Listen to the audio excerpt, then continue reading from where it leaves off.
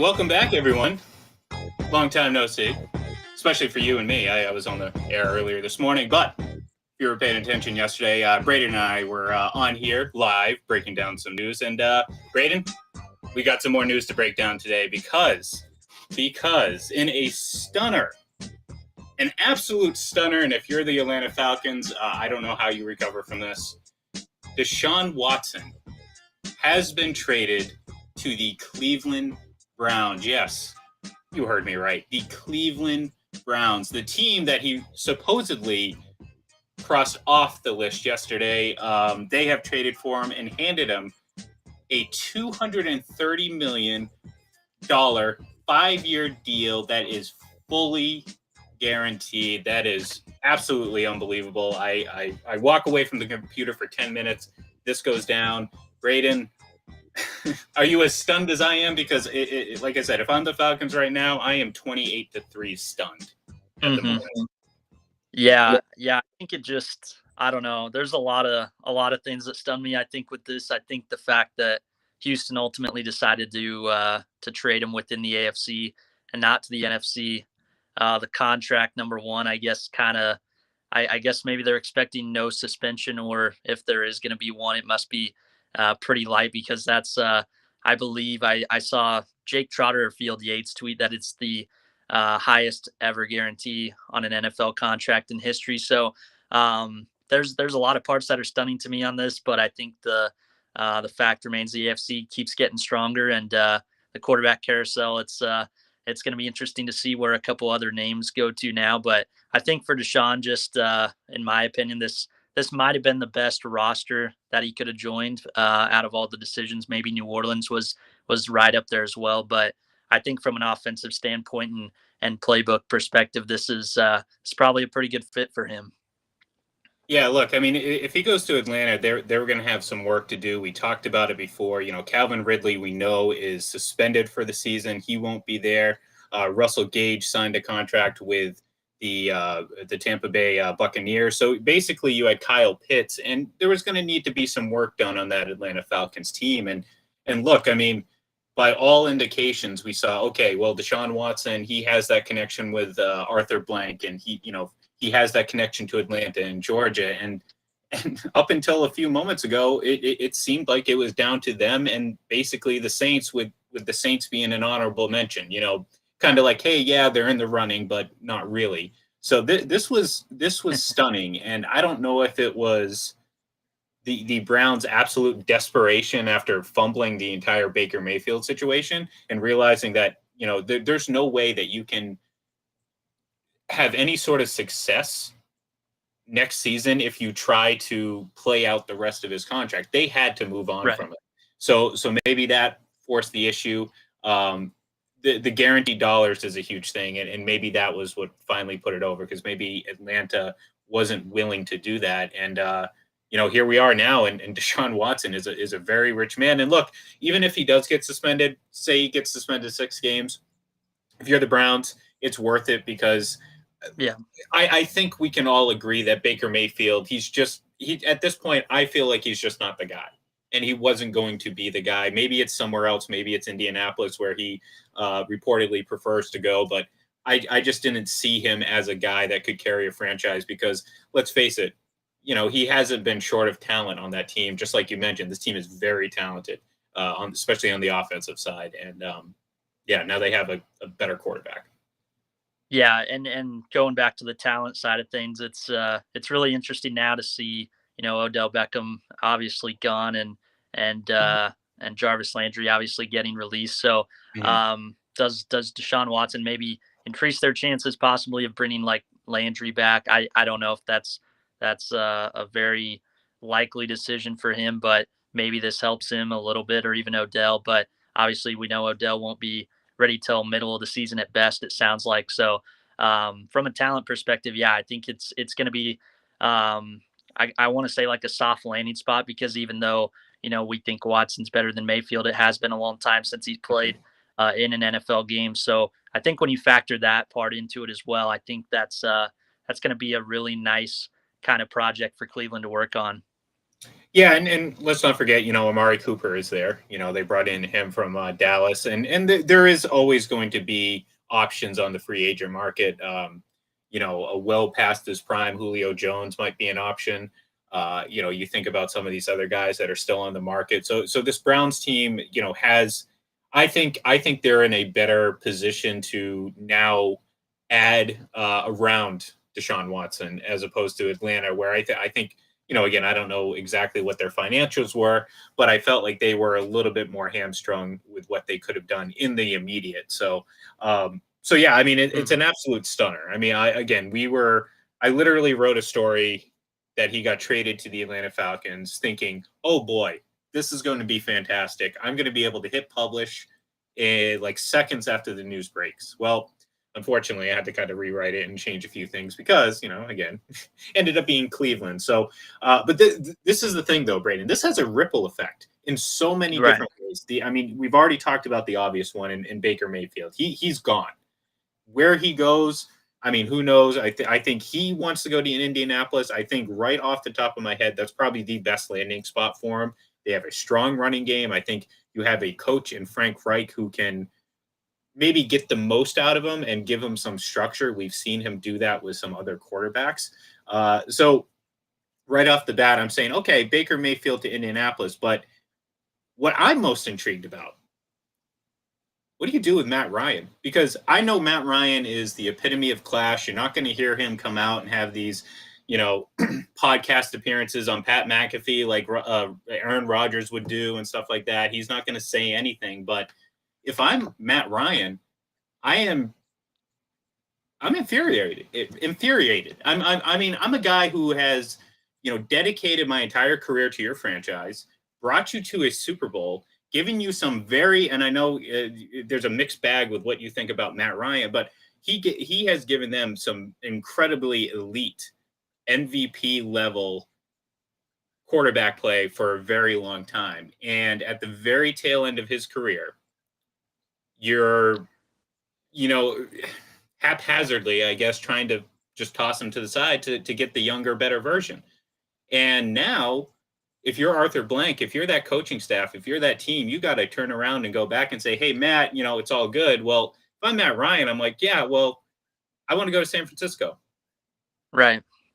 Like this team, I mean, we just mentioned it. The Atlanta Falcons weren't going to be able to compete and put a really quality team around Deshaun Watson right off the bat. There was going to take some time. There's going to be some effort needed to build around him, and I think that's a reasonable expectation for that team. Um, if I'm Matt Ryan, I don't have time to wait for that. A week ago he would have done it no problem because he was a Falcon for life, and then that's what he felt like. And it's like, you know what? If we can win, we can win. If we don't, we don't. But here I am. But now I'm sitting there. If I'm Matt Ryan, I'm like, send me to San Francisco. Mm. I mean, that to me is the perfect landing spot for him. Not only obviously the obvious going back with Kyle Shanahan. It's not to me. It's not even that. That's not even the big kicker for me. I believe San Francisco is a elite quarterback away from legitimately competing for a Super Bowl. I mean, they went to a Super Bowl 2 years ago. They were in the NFC Championship a year ago, and I think even Matt Ryan at his age is a massive upgrade over Jimmy Garoppolo. And I like Jimmy G. So if I'm Matt Ryan, send me to San Francisco. Yeah, and I think just how much they kind of even overachieved last year in Atlanta in Arthur Smith's first season. I think Matt Ryan kind of flew under the radar a little bit here and there last year, just with what Mhm. he was able to do with, like you said, not a lot of talent around him. And I think there's a lot of moments where, we know Atlanta's notorious for blowing leads, but he also had a lot of moments last year where he kind of pulled him out of the gutter and kind of kept them in games they probably had no business in being in. So I think Matt Ryan has a lot more pull or stroke, I guess I would say, based off what he was still able to do last season on a team that largely overachieved. And yeah, I think you look at San Francisco and I don't know if they're really rushing to send Jimmy G out the door. So it'll be really interesting to see what they ultimately decide. But I think if there is a number one spot for Matt Ryan, I would probably put them near the top or Indianapolis. But Indy's definitely got a pressurized situation to work with. So, do they go with the veteran and Ryan? Do they go with the younger guy like Mayfield? It's it's really going to be interesting to see, like you said, the ripple effect. There's definitely a lot of different styles and a lot of different crossroads out there right now. I'd say, look, if I'm the Colts, I don't know if their talent evaluators share the same opinion as I do, but I feel like I already know what we're going to get out of Baker Mayfield, and I don't see him as a guy. Again, I just don't see him as the guy. He might be a Right. middle of the tier quarterback, and that's about what you're going to get. Maybe a couple playoff appearances, a nice stretch here and there, but that's about it. So if I'm the Colts and those are my two options, give me the veteran. Because I don't think anyone necessarily believes that there's the quarterback talent in this draft is deep.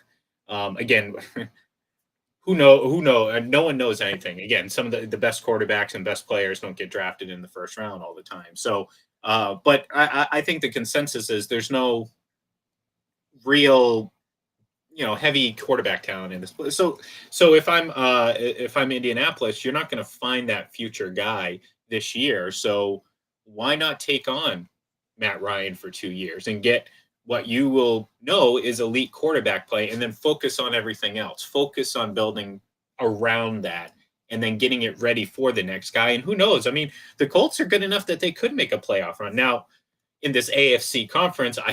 I don't know. Again, you add Matt Ryan to the mix, all of a sudden, we're all but two of the top 15 quarterbacks are in the AFC.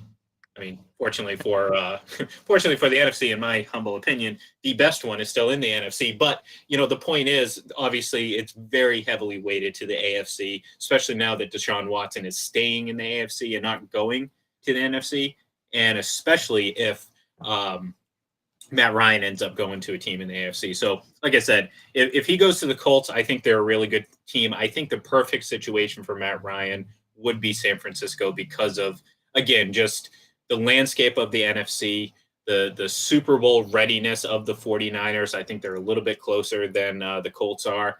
Hmm. And just, obviously the familiarity there with Kyle Shanahan. So, but ultimately the Browns, they have their guy. They're going to try to compete in this conference. So I guess I'll throw it to you. I mean, where do we stack them up in this hierarchy? I mean, yesterday we barely caught our breath talking about Devontae Adams heading to the Raiders. Right before we got on the air, Juju Smith-Schuster jumped from Pittsburgh to Kansas City, so that's been something that's been talked about for a while. So this division, or the AFC West alone, is a powerhouse. How do the Browns not only win their division but overcome those teams? I mean, can they? Are they good enough to do that? Right now, your gut reaction. I don't think so on the surface. I think there's a lot of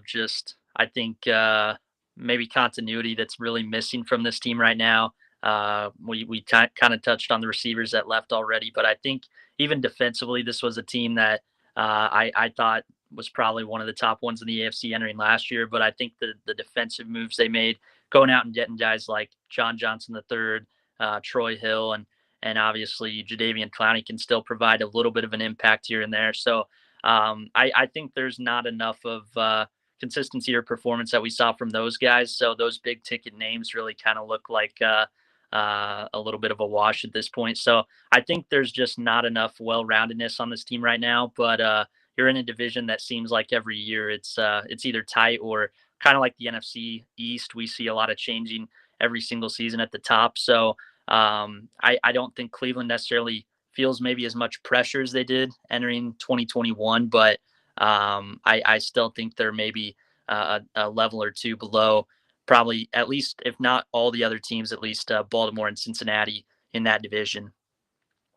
And that's the thing. I mean, we're talking about the AFC West, and yeah, we'll laugh a little bit when I mention one of these names, but now you're looking at a division. You have Deshaun Watson, you have Lamar Jackson, you have Joe Burrow, and for what it's worth, it's Mitch Trubisky. And let's at least give the kid a chance to play outside of Chicago.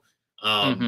I know it's easy to make jokes, and he's kind of a very he kind of always looks a little aloof, so it's easy to kind of poke fun at him and all that stuff. But I'll wait, and I'll wait to bury him until at least we kind of see him outside of Chicago with a real opportunity to start. Because, I mean, on a good team last year, given some opportunities, he played pretty well for the Bills. So, Hmm. I think the Steelers are a well-run organization. I don't think right now they're as good as what the Bills are, but it's a good organization, and if he's going to have a chance to succeed, that's a pretty good spot to be. So, but yeah, I mean, look, this division is, maybe the younger brother of the AFC West right now, but it's no slouch. I mean, it's certainly better than any other quarterback division in the NFC. I mean, again, Right. you look at the landscape of the NFC, and like, in the NFC, I mean, in the NFC South, again, I'm assuming Matt Ryan is I just don't see how he can stay there, even as someone like him. So let's assume that he's no longer in the NFC South. It's Tom Brady. NFC North, you have Rodgers and Kirk Cousins. Now, Kirk Cousins is paid like an elite quarterback. I Right. don't think he is. I think he exists. You know, he's he's good. He's not great. He's not bad. He's Kirk. He's Kirk Right. Cousins or Kurt, however you want to call him. Whatever you want to call him doesn't really matter because he's Kirk Cousins. So that's the NFC North. Well, the NFC West, uh, I mean, Jimmy Garoppolo. You have Matt Stafford. Obviously, is the guy there. But outside of that, Jimmy G, if he's even there, who knows? I'm kind of really down on Kyler Murray. I mean, I know Seattle's big on Drew Lock, but we're gonna have to wait and see on that. So again, it's just Dak Prescott, Dallas again, nice quarterback. That's about all I have to say. I don't have Mhm. anything else because he hasn't done anything to warrant anything more than that. So obviously, we're stretching thin in NFC conference, whereas you can look at one division, two individually, but one division, and get probably just as strong of quarterback play across the board. Maybe not individually, again, based on the guy that's in the NFC South right now. But it's going to be just fascinating to see and look. I mean, I couldn't tell you who the best team is. Honestly, I think of all this, all these moves, everything that's happened, this is the best for the Bills. And we kind of talked about it yesterday. The Right. AFC West is going to beat the absolute hell out of each other. Well, I think the AFC North has traditionally done that anyways. I think now it's going to be even more so, especially with the Bengals being the defending AFC champions. You add Deshaun Watson to the Browns, they're relevant. The Steelers, despite, questions at quarterback, I mean, they're still the Steelers. And I think the Ravens are going to be better. I'm not as big or as down on Lamar Jackson as some people are, but I still think he's a good quarterback. So it makes that division interesting. You know, you go to the AFC East now, there's a lot of potential. Zach Wilson, Mac Jones, there's some potential there. And we'll see about Tua. But the point is, like, he has an opportunity to kind of sit back, and I mean, Josh Allen and the Bills, to kind of sit back and watch these other teams kind of, battle it out and take advantage because let's face it, with one bye week, this is how it's going to set up for the Bills to get to a Super Bowl. Have those teams hurt each other, take away votes from each other, and get the top seed in the conference and have that bye week. So if I'm the Bills, it's like, yeah, the competition is going to be tough. That's just how it is. Accept that. But silver lining of all these AFC teams, they probably have the best situation, bar none. Yeah, and I kind of think Buffalo, you've seen the last few years from Josh Allen especially, but just their team in general, they've kind of taken one step after another each season. I know last year their season ended a round earlier than it did the year before, but I think you can kind of just see the little steps and working on the little things. They've really improved on those well each and every year the last few years, and I think like you said, just finding a way to get that AFC Championship game in Buffalo, I think that's really just the next big step for them in terms of roster building. They've really done a good job. We kind of talked about it yesterday of attacking weaknesses of the top opponents in your conference, and I think just systematically year after year they've continued to kind of stockpile the trenches and continue to kind of find these guys that are buy low candidates that work really well on the outside, whether at corner or receiver, that just don't necessarily have to be the top star, but they do their role really well. So I think it's just kind of a perfect storm for what Buffalo has right now. But I think they definitely kind of have to work on getting that AFC Championship game to Buffalo. I think that's definitely the next part of the equation for them. Yeah, to your point, I mean, they've really taken a building block style of like, okay, this is where we are 1 year. We take that next step, so on and so forth. And no one epitomizes that more than Josh Allen. Right. The Bills team itself has done that, but Josh Allen as an individual and as a quarterback, we've seen grow and grow and grow each year. From maybe that first year, you're like, oh man, did if you're a Bills fan, it's like, man, did we get the right Josh? In hindsight, yes, you did get the right Josh. You very much did get the right Josh. So that gives optimism. See, and that's to me, if you're looking at the sustainability of teams in the future, you look at something like that from the Bills, because I'm a little less willing to look to a team that just came out of nowhere to say, hey, yeah, no, they're going to keep getting better, because I'm sitting there thinking, okay, maybe it was just a flash in the pan. Maybe it's a little, let's see what happens. Let's see what happens. The Bills, we've seen again gradually take that slow build up, and I think everything they've done since has only further emphasized where they're going together as a team. Because you think about some of the additions. People are sitting there saying, oh, look at the money they gave Von Miller. Well, Von Miller might be the absolute perfect addition to that team, to a great defense. Like when you're talking about the Bills, and you think, okay, their defense, yeah, they don't really need to upgrade it. Well, they're a great team, a great defense that just added a great defensive player. Well, what does that make them? A really great defense. And, they already have a good offense. So if I'm the Bills, I'm sitting here thinking, man, this is going to be a tough conference. But if we take care of business,